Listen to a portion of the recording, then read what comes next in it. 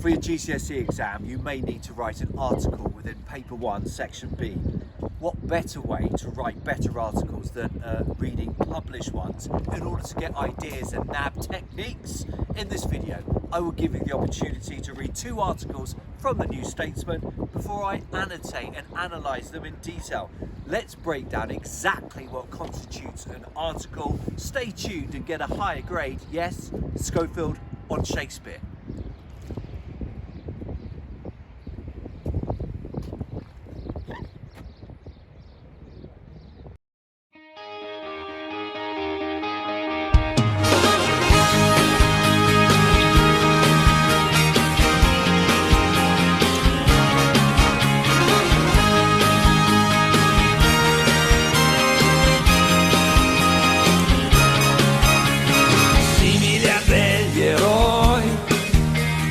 Abbiamo il cuore a strisce, portaci dove vuoi. Questions about nature are popular in past GCSE questions. Here's an article in which John Burnside writes about the threats to Antarctica's penguins. Each section of the article will appear at 5-second intervals. Press pause to start reading and jot down any words, phrases or techniques that you like to be potentially used within your own writing.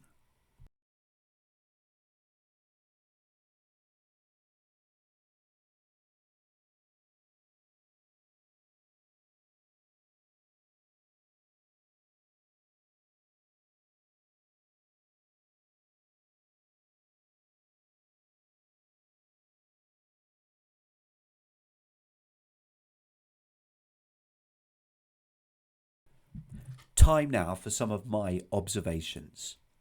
Articles should be factual, yes, but that doesn't mean that they are boring. Grab the interest of your reader in the opening paragraph. Here, Burnside does this by using the hyperbolic, slightly colloquial phrase terminally buried in the sand to reference people who hide away and refuse to face obvious facts.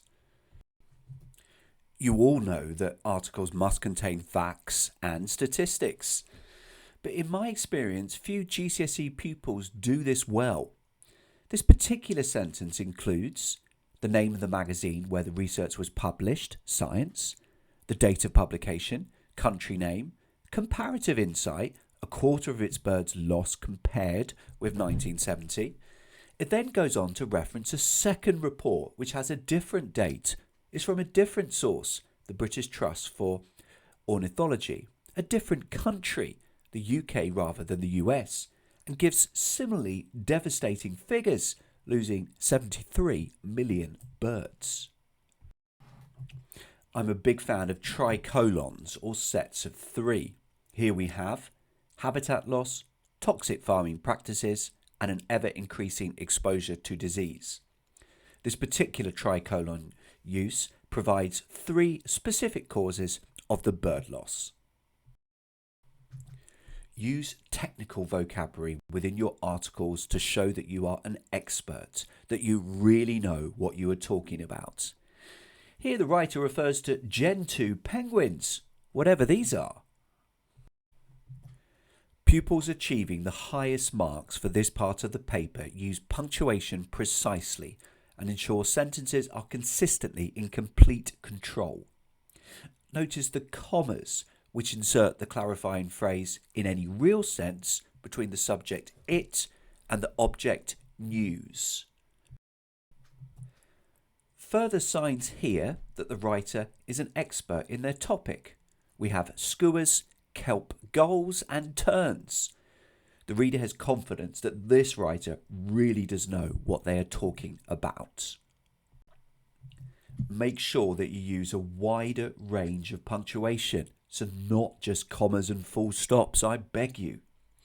Look at how the brackets are used here to provide additional subsidiary information.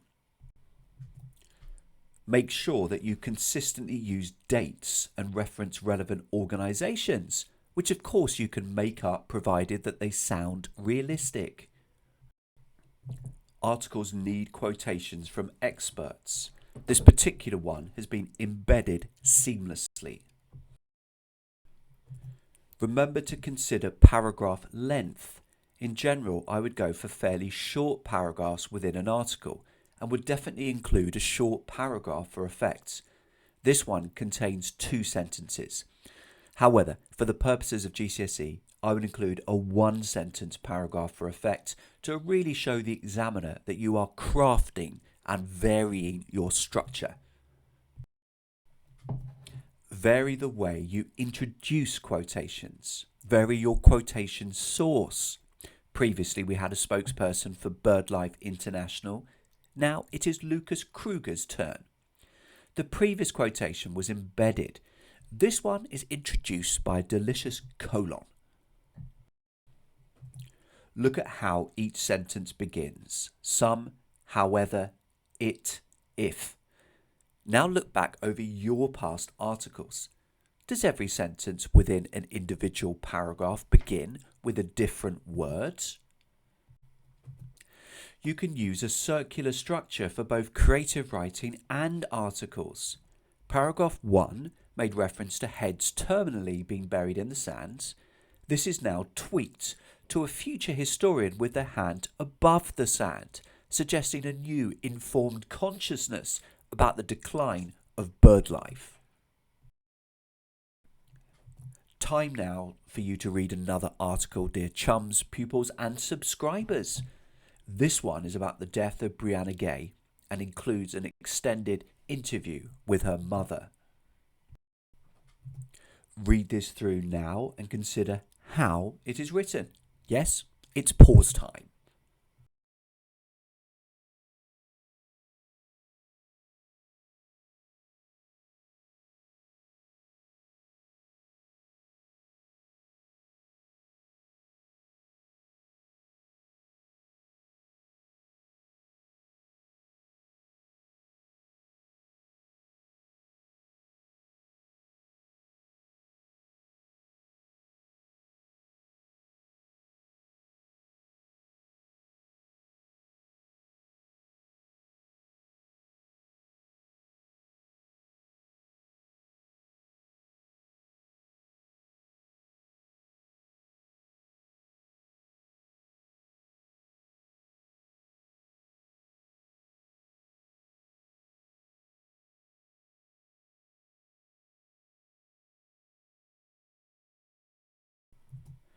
Some reflections.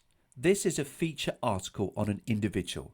However, before giving us the individual's perspective, the writer describes the scene of where the interview is taking place. Personal details about the interviewee add interest. There are tattoos. Notice the spelling T-O-O that travel up her arm. I like the verb travel. It suggests some kind of interesting journey rather than mere sadomasochistic body art.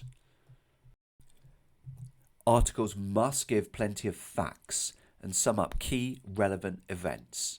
Here we have the full names of the killers, their ages, the date they were sentenced, the length of their prison terms, a note that they are different. Jenkinson got 22 years, whilst Eddie got 20. And short, pithy quotations from the judge. Something many of my students struggle with is nailing the tone of these articles. The passive tense, if used carefully and sparingly, might be helpful in helping you create that appropriately formal tone. There are words and phrases that can be okay within dialogue but not elsewhere. Here is an example of that, 24/7. If helpful, you may want to jot down this structure for using statistics in a precise, realistic way.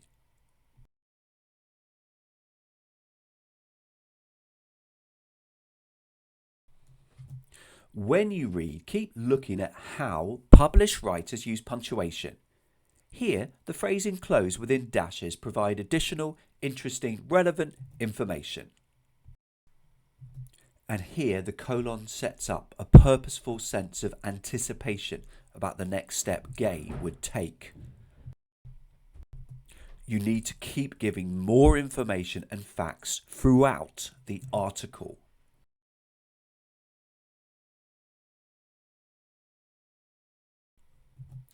A big part of this article is about mental health, and so the writer consistently uses subject-related vocabulary such as NHS England, Child and Adolescent Mental Health Service, diagnose, epidemic, pandemic, therapy, mindfulness.